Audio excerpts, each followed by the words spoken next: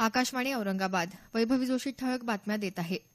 श्रीनगरमधल्या अनंतनाग जिल्ह्यातल्या अचाबल इथं पाकिस्तानी दहशतवाद्यांनी केलेल्या हल्ल्यात 6 पोलीस शहीद झाले तर अन्य काही जण जखमी झाले. या भागात दबा धरून बसलेल्या दहशतवाद्यांनी गस्तीवर असलेल्या पोलिसांवर अंदाधुंद गोळीबार केला. या चकमकीत 3 दहशतवादी ठार झाले. दरम्यान अरवनी इथं लष्कर ए तय्यबाचे दहशतवादी आणि सुरक्षा दलाच्या जवानांमध्ये झालेल्या चकमकीत एक दहशतवादी ठार झाला.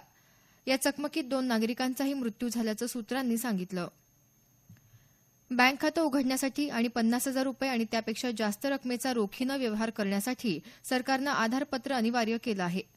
बँक खातं उघडताना आधार क्रमांक न दिलेल्या ग्राहकांना येत्या 31 डिसेंबरपर्यंत आधार क्रमांक देण्यास सांगण्यात आलं आहे. अन्यथा ते बँक खातं वैध मानलं जाणार नाही, असं सरकारकडून स्पष्ट करण्यात आलं आहे. कॉम्रेड गोविंद पानसरे यांची हत्या 4 मारेकऱ्यांनी केली असल्याचा दावा सरकारी वकील निंबाळकर यांनी काल याबाबत कोल्हापूरच्या जिल्हा आणि सत्र न्यायालयात झालेल्या सुनावणी दरम्यान केला आहे. पानसरे यांच्या हत्येप्रकरणी समीर गायकवाड याच्या विरोधात प्रथमदर्शनी भक्कम पुरावे असून प्रत्यक्षदर्शी साक्षीदारानं त्याला ओळखलं आहे. त्यामुळे समीरला जामीन मंजूर करू नये असा युक्तिवादही सरकारी वकिलांनी केला आहे. यावर न्यायालय आज निकाल देणार आहे. जनतेला शाश्वत वीज मिळावी आणि कमीत कमी वीजहानी होऊन 2030 या दिलेल्या वेळेतच कामाचं लक्ष्य पूर्ण व्हावं यादृष्टीनं सर्व विभागांनी काम करावं असे निर्देश ऊर्जामंत्री चंद्रशेखर बावनकुळे यांनी महापारेषणच्या सर्व वरिष्ठ अधिकाऱ्यांसह मुख्य अभियंत्यांना दिले आहेत. मुंबई इथं महापारेषणच्या सर्व विभागांच्या आढावा बैठकीत ते बोलत होते.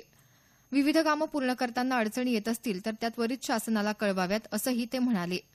या बैठकीत पुणे, नागपूर, मुंबई, वाशी, अमरावती, औरंगाबाद आणि नाशिक या सर्व परिमंडळाच्या कामाचा आढावा घेण्यात आला. राज्यात रस्ते सुरक्षा निधीत 57 कोटी रुपये जमा झाले असून रस्ते सुरक्षिततेबाबत जनजागृती करणं, अतिवेगवान वाहनांवर कारवाई करण्यासाठी कॅमेऱ्यांची खरेदी करणं अशा प्रयोजनासाठी हा निधी वापरात येणार आहे. राज्य रस्ते सुरक्षा परिषदेची 5वी बैठक परिवहन मंत्री दिवाकर रावते यांच्या अध्यक्षतेखाली काल मुंबईत झाली. त्यावेळी ते बोलत होते. संक्षिप्त बातमीपत्र संपलं. आमचं यानंतरचं बातमीपत्र दुपारी 1 वाजता.